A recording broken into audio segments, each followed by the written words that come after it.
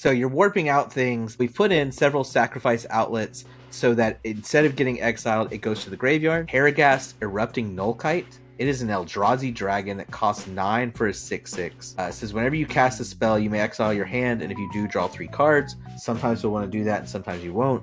The important thing about Harrogast is that it has Emerge for 6 red. Well, if you have warped in a dragon, you can now sacrifice that dragon to emerge Harrogast. You basically will get Harrogast for free or insanely cheap most of the time, so it is a sack outlet.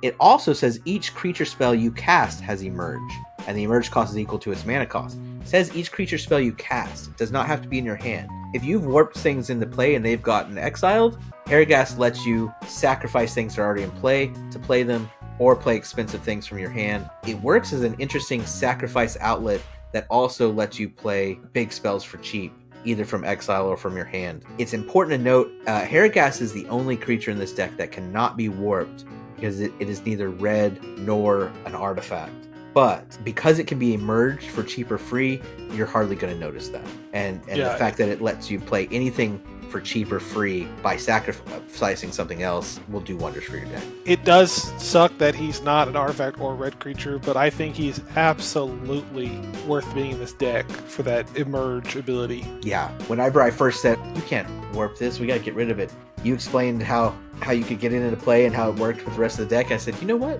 You're right. This is absolutely worth being in here.